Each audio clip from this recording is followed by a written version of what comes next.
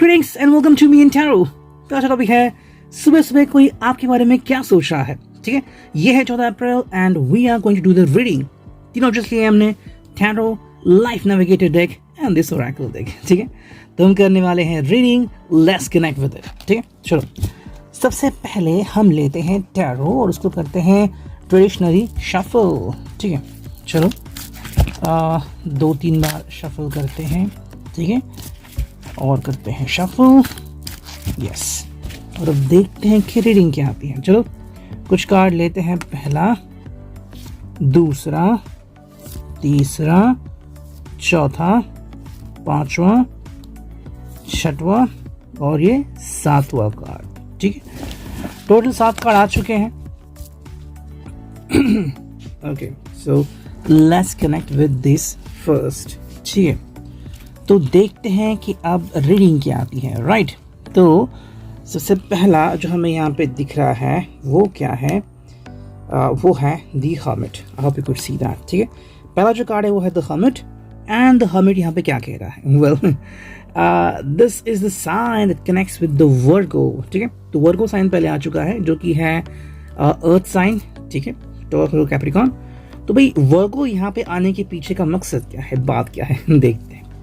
देखो, तो हर्मिट का मतलब है कि जहाँ पे हमें कुछ बात सूझती नहीं वहाँ पे हम मतलब निकालने की कोशिश करते हैं, यानी कि जहाँ पे हम रुकावट महसूस करते हैं वहाँ पे हम कोई ना कोई जवाब ढूंढने की कोशिश करते हैं। बिल्कुल वही है यहाँ पे।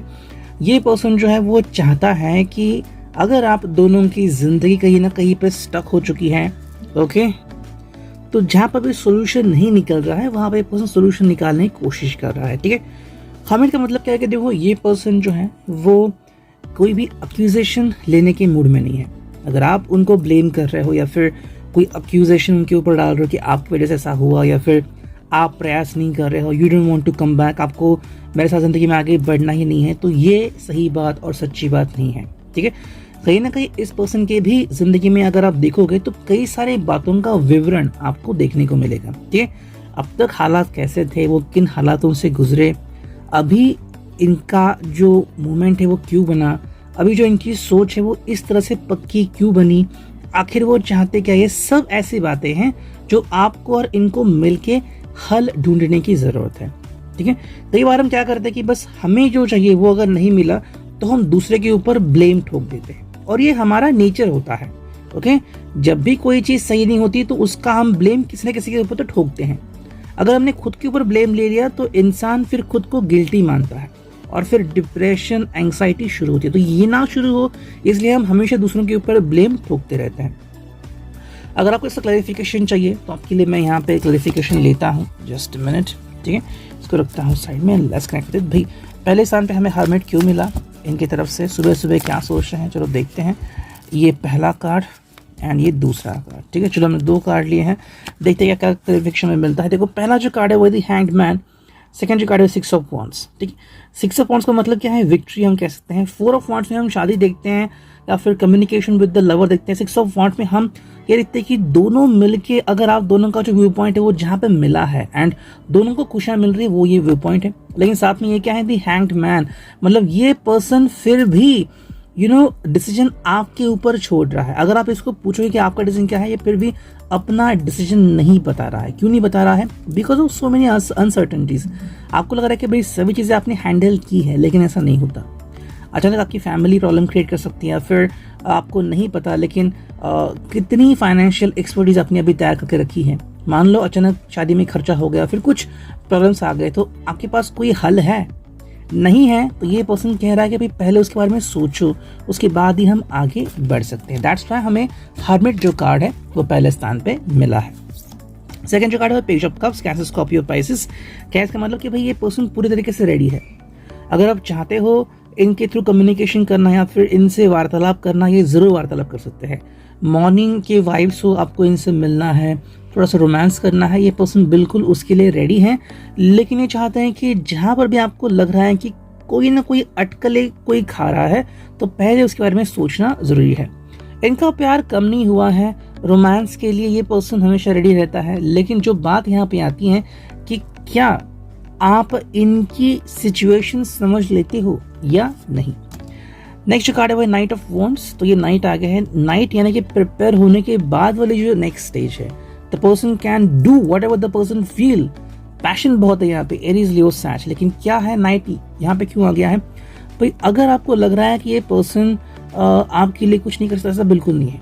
अचानक सडनली अगर आपको पैसों की जरूरत पड़ी, अगर आपको लगा कि भाई I am ready to do the marriage, क्या आप रेडी हो, ये तुरंत रेडी हो जाएंगे। ठीक है, सो ऐसा नहीं कि आप इसके ऊपर कोई ब्लेम कर सकते हो। This person is ready study to go, लेकिन क्या आप रेडी हो? ओके, देखो सिर्फ बोलना कि मैं डिसीजन लूंगा और एक्चुअली डिसीजन लेना, इन दोनों में बहुत फर्क होता है। तो वही फर्क हमें यहाँ पे दिखने को मिल रहा है। नेक्स्ट कार्ड है यहाँ पे वो है द डेविल। डेविल कार्ड आ गया है। क्यों आ गया है डेविल? कैप्रिकॉर्न साइन होता है यहाँ पे फोर्टे। तो ये कार्ड आपको ये बताता है कई बार हम अपनी ही आदतों में झुलस जाते हैं। तो कहीं ना कहीं मुझे लग रहा है कि आपका जो वीकनेस है वो बाहर आ रहा है। ठीक है, और ये पर्सन आपको वही बता रहा है कि या तो आप बहुत ही जल्दबाजी में कोई स्टेप उठा रहे हो, या तो फिर आप की कोई ऐसी मनीषा है कि आप दोनों को मिलके जल्दबाजी में कोई चीज़ करनी है, चाहे वो सेक्सुअल चीज़ हो या फिर रोमांस हो या फिर तत्काल भरोसा हो। ठीक है, मे बी अगर आप किसी अपने फ्रेंड के इन्फ्लुएंस से कहीं पे पैसे अगर इन्वेस्ट कर रहे हो कि भाई डबल हो जाएंगे, शेयर मार्केट में ट्रिपल हो जाएंगे, इनको बताए बिना, तो क्या हो जाएगा? The devil is manipulating you. Devil कौन है? आपका फ्रेंड हो सकता है, आपका खुद का माइंड हो सकता है, आपकी लस्ट हो सकती है कि मुझे ये सब करना है। ठीक है, या फिर if you just want to manipulate this person कि अगर तुम मुझसे प्यार करते हो then you will have to be with me sexually. तो ये बात क्या है? मैनिपुलेशन होना है। ये पर्सन मेरे हिसाब से मैनिपुलेट नहीं होना चाहता और ना ही मैनिपुलेट होगा। अगर कोई भी पर्सन इस पर्सन को मैनिपुलेट करने की कोशिश कर रहा है तो इसको पता है डेविल कैसा होता है, डेविल के फॉर्म्स क्या होता है, लस्ट होता है एंड बाकी, तो ये इसमें नहीं फंसे हुआ। लेकिन अगर आप फंसने जा रहे हो तो ये आपको बता रहे हैं। ठीक है, जो कार्ड है वो है फोर ऑफ सॉर्ड्स। इस पर्सन की तरफ से अगर आप देख रहे हो तो जेमिनी, लिब्रा, एक्वेरियस का इस साइन है। ये पर्सन भाई जैसा था आज भी वैसा है, कल भी वैसा ही रहेगा। आपको इनमें कोई बदलाव नहीं दिखेगा। ठीक है, एक हफ्ते पहले भी जो उन्होंने ड्रेसिंग स्टाइल थी, जो उनका बोलने का तरीका था, लहजा था, एक महीने पहले भी था, आज भी वैसा का वैसा ही है। मतलब ये पर्सन बिल्कुल भी बदला नहीं है। ठीक है, अगर इस पर्सन को आपसे प्रॉमिसिंग फ्यूचर चाहिए और आपसे कम्युनिकेशन चाहिए, वो भी 100% प्योर, तो ये वही डिमांड करता है। जब तक कि आपकी तरफ से इसको ये कम्युनिकेशन नहीं मिलता, ये पर्सन आगे नहीं आएगा। ठीक है, नेक्स्ट कार्ड यहाँ पे वो है 3 ऑफ कप्स एंड जो फिनाले कार्ड है वो है 6 ऑफ वॉन्ड्स। ठीक है, 6 ऑफ वॉन्ड्स आ गया है, 3 ऑफ कप्स आ गया। क्यों आ गए हैं देखते हैं। देखो 3 ऑफ कप्स का क्या मतलब है यहाँ पे? तो 6 ऑफ वॉन्ड्स डबल आ चुका है। जो हमने क्लैरिफिकेशन के लिया था उसमें भी 6 ऑफ वॉन्ड्स आ गया था। 3 ऑफ कप्स का मतलब है कि ये पर्सन अपने फ्रेंड्स के ऊपर, अपने वेल विशर के ऊपर डिपेंड है। ठीक है, आपको शायद लग रहा होगा लेकिन इसके ऐसे फ्रेंड है जो इसके बुरे वक्त में भी इसका साथ निभाते हैं। सो ये अपने फ्रेंड का साथ कभी नहीं छोड़ेगा। ये पहली बात है। अगर आपको ये मंजूर है तो ही आप इनके साथ आगे बढ़ सकते हो, लेकिन ये आप अपने फ्रेंड्स के बारे में नहीं कह सकते। ठीक है, मे बी आपके फ्रेंड्स टाइम पास हो सकते हैं लेकिन इनके फ्रेंड्स जेन्युइन है और हो सकते हैं। ठीक है, एंड जो फिनाले कार्ड है 6 ऑफ वॉन्ड्स है कि ये पर्सन लॉन्ग टर्म रिलेशनशिप को देखता है, इसको टाइम पास नहीं चाहिए। ठीक है, इस बात को आप ध्यान रखिए। ठीक है, तो हमने क्लैरिफिकेशन भी देख लिया एंड हमने टैरो भी देख लिया है। ओके, अब देखते हैं लाइफ नेविगेटर से हमें क्या रीडिंग मिलती है। चलो करते हैं कार्ड्स की शफलिंग। हमें बस 1-2 ही कार्ड चुनने हैं। ठीक है, देखते हैं लाइफ नेविगेटर से हमें क्या रीडिंग मिलती है। चलो, पहला, दूसरा, तीसरा। ठीक है, तो 3 कार्ड आ चुके हैं। देखते हैं अब रीडिंग क्या आती है। Okay, here we go. See, पहला जो कार्ड है यहाँ पे वो है शेयर योर ड्रीम्स। ठीक है, ये पर्सन क्या कह रहा है आपको कि भाई भरोसा करो इनके ऊपर। ओके, ये पहला सबक है आपके लिए। अगर आप इनके ऊपर भरोसा नहीं कर रहे हो, अपना जो विजन है इनको क्लियर नहीं कर रहे कि भाई मेरा क्या सपना है, मे बी आपका सपना है कि आप ज़रा तवज्जो देते हो अपनी कार को या फिर किसी फ्लैट को कि भाई मुझे इस जगह पे फ्लैट लेना है। हालांकि इस पर्सन के जो ड्रीम्स है वो अलग हो सकते हैं कि भाई हमें इतनी दूर जाने की ज़रूरत नहीं, हम यहाँ कहाँ पे भी ठहर सकते हैं। राइट, तो ऐसे में क्या है ना कि अगर आपको लग रहा है कि नहीं, अगर मैं अपना ड्रीम शेयर करूंगा तो शायद इसे एक्सेप्ट नहीं करेंगे, बात वो नहीं है। अगर आप डर रहे हो तो डर के जीना बिल्कुल भी सही नहीं होगा। 2 बार 6 ऑफ वॉन्ड्स आ गया था, यानी कि भाई शेयरिंग इज वेरी इंपॉर्टेंट। अगर आप शेयर करोगे तो इस पर्सन के जो फीलिंग्स हैं वो आपके थ्रू अंडरस्टैंड किए जाएंगे और आपको भी काफ़ी अच्छा लगेगा कि भाई कोई भी सीक्रेसी नहीं है। जो आप चाहते हैं और ये पर्सन क्या चाहता है, दोनों मिलके फिर एक दूसरे के फीलिंग्स का हल निकाल सकते हैं। ठीक है, नेक्स्ट कार्ड यहाँ पे वो है where love goes life flows, that's wonderful thing. तो अगर सच में आपका प्यार है ना, तो आपको ज़्यादा फिक्र करने की ज़रूरत नहीं है, कोई ना कोई सोल्यूशन ज़रूर निकल आएगा। कभी कभी पैसों की तंगी होती है, ऐसे भी काफ़ी लोग होते हैं कि जो कपल लोग चाहते हैं कि हम शादी करें, लेकिन फाइनेंशियल प्लानिंग नहीं होती। ठीक है, अब देखो, as a counsellor, as a listener अगर मैं कुछ बोलने जाऊं तो मैं इतना कहूँगा कि भाई शादी करना कोई खेल नहीं है। ठीक है, आपको ऐसे लोग मिल जाएंगे जो कहेंगे कि भाई don't worry, I will be by your side.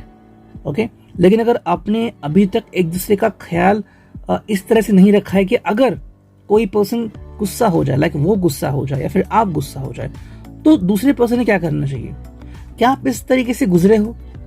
मान लो अगर अचानक पैसे कम पड़ गए शादी के बाद, ओके, अभी तो दोस्त हेल्प कर देंगे, बाद में कौन करेगा? तो ये सारी बातें काफी इंपॉर्टेंट है। भाई प्यार है, था और रहेगा। मैं ये नहीं कह रहा कि प्यार में कमी आएगी, लेकिन प्यार और अंडरस्टैंडिंग, इन दोनों में काफी फर्क है। ठीक है, ये काफी इंपॉर्टेंट है। मे बी आप अपने काम से प्यार करते हो, लेकिन बॉस आपका काम सटीक चाहता है। अगर आपके काम में थोड़ी भी उसको कम ज्यादा लगा तो आपको सुनाएगा, राइट? तो बॉस अलग हो गया और आपका प्यार अलग हो गया काम के प्रति का, है ना? तो ये काफी इंपॉर्टेंट है यहाँ पे। ऐसे कारण है यहाँ पे वो है यू हैव गॉट टाइम। तो ये पर्सन आपको बिल्कुल समय दे रहे हैं। अगर आपको लग रहा है कि भाई मुझे और समय चाहिए चीज़ों को अंडरस्टैंड करने के लिए, ले लीजिए समय, जितना चाहिए उतना समय ले लीजिए। There is no problem about it.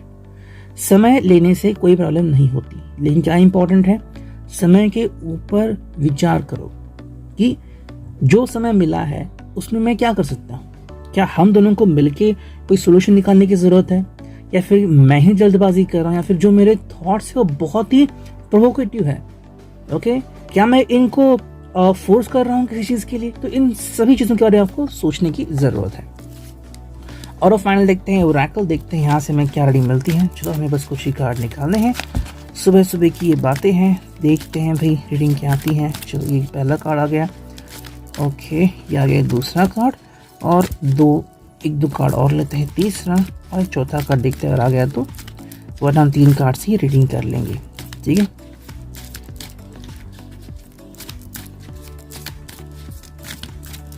हाँ चलो, ये ले लिया हमने कार्ड। तो देखते हैं रीडिंग क्या आती है।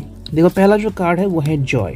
ठीक है, ये खुशियाँ, ये आपका पहला पॉइंट होना चाहिए जिंदगी में। ठीक है, जिस चीज़ से भी खुशी मिलती है, अगर आपको लगता है कि इनसे बात करने से या फिर इनका फोटो देखने से आपको खुशी मिलती है, तो ये आपकी अंडरस्टैंडिंग है। ठीक है, मे बी उनके हिसाब से जब वो आपसे पर्सनली मिलेंगे या फिर आपका हाथ थामेंगे तो उनको खुशी मिलेगी, राइट? तो कोई पर्सन होता है जो सिर्फ फोटो देख के खुश होता है, और किसी हिसाब से जब कोई पर्सनल टच मिलता है तो ही खुशी मिलती है। तो इसमें भी डिफरेंसेस आ सकते हैं। सेकेंड जो कार्ड है यहाँ पे वो है स्ट्रगलिंग रिलेशनशिप। यस, ये कार्ड आ गए यहाँ पे, यानी बहुत ही इंपॉर्टेंट बात है। देखो, स्ट्रगलिंग रिलेशनशिप का मतलब क्या है कि भाई हर रिलेशनशिप में एक मोमेंट ऐसा आता है जब लोग स्ट्रगल करते हैं। ठीक है, स्ट्रगल, और स्ट्रगल ऐसा नहीं कि भाई आपने बस जिंदगी के 2 साल किया फिर आप रिलेशनशिप आगे भागते गए, ऐसा नहीं होता। ठीक है, स्ट्रगल ये ऐसा पार्ट है जो जिंदगी में आता ही रहता है। बस एक बार अगर आपको उसकी आदत हो जाए तो फिर आप उसके बारे में ज़्यादा सोचते नहीं हो, राइट? जैसे कि पहली बार जब आप कार ड्राइव करें तो स्ट्रगल होता है, ब्रेक लगाना, एक्सीलेटर प्रेस करना, लेकिन एक बार आदत लग जाए तो फिर मानो जैम भी लगेगा बहुत घंटों का, वो कोई फर्क नहीं पड़ता कि तब आपको आदत लग गई होती है। तो कहीं ना कहीं अगर स्ट्रगल चल रहा है तो उसको एक्सेप्ट करो। अब आप कितने प्रो हो, आपके रिश्ते को कितने साल हो गया, कितने महीने हो गया, फिर कितनी बार अपने रिश्ते को चेंज किया है, या कोई ये आपकी कितनी रिलेशनशिप है, मतलब लाइक 3rd रिलेशनशिप है, आपकी 4th रिलेशनशिप है, ये डिपेंड करता है कि उसके बाद आप किस तरह से बिहेव करते हो विथ योर लवर। ये भी काफी इंपॉर्टेंट होता है। ये जो कार्ड है स्टक इन द पास्ट। सो अगर हम इस पर्सन की बात करें तो ये पर्सन अपने पास्ट से या तो निकल के आ चुका है या तो निकलना चाहता है। हालांकि इसके पास में शायद कोई लवर वगैरह ज़्यादा नहीं दिखता। बात बस इतनी है कि शायद इनके पास में कुछ ऐसा हुआ होगा, राइट? लाइक फाइनेंशियली कुछ प्रॉब्लम्स आए होंगे, या फिर फैमिली में कुछ इश्यूज आए होंगे और ये उसको बर्दाश्त नहीं हो रहा है। दैट्स व्हाई ये पर्सन को जिंदगी में आगे बढ़ना है। लेकिन अगर हम आपकी बात करें तो अगर आपके साथ ऐसा कहीं हुआ है कि you are stuck in relationship with somebody else, तो फिर आपका पास्ट का अनुभव और इनका अनुभव दोनों अलग अलग हो सकते हैं। तो ऐसे में आप एक दूसरे कंपैरिजन बिल्कुल भी नहीं कर सकते। एंड जो फोर्थ कार्ड है वो है सेल्फ लव। तो क्या इंपॉर्टेंट है भाई, पहले खुद के प्रति संभावनाएं रखना, खुद के प्रति प्यार रखना। तो काफी ऐसे लोग मिलते हैं जो खुद के प्रति एग्रेसिव हो जाता है कि नहीं मैं ऐसा ही हूं, मैंने बहुत गलत किया है, तो फिर आपको प्यार कैसे मिलेगा, राइट? अंडरस्टैंड करो कि चाहे जो भी हुआ हो, you are a human being, वो भी एक ह्यूमन बीइंग है और ह्यूमन बीइंग से गलतियां होती हैं। ओके, मैटर क्या करता है कि आप कितनी जल्दी अपनी गलती को एक्सेप्ट करते हो। आपको बहुत ऐसे महाभाग मिलेंगे कि जो बिल्कुल भी एक्सेप्ट नहीं करते अपनी गलती, लेकिन सामने वाले की गलती निकालते कि भाई मेरा पार्टनर ऐसा था, मेरा लवर ऐसा था, उसने गलती की थी। ऐसे लोग फालतू होते हैं, उनकी रिलेशनशिप आगे बढ़ती ही नहीं है। ठीक है, that's why I am telling you कि अगर ये बात कहीं ना कहीं आपकी तरफ सच्ची या फिर उनकी तरफ, तो भाई देखो वो क्या करेंगे वो तो उनकी तरफ है, लेकिन आपके पास एक चॉइस है, सेल्फ हील करके सेल्फ लव करना। Reading video resonate. Thank you.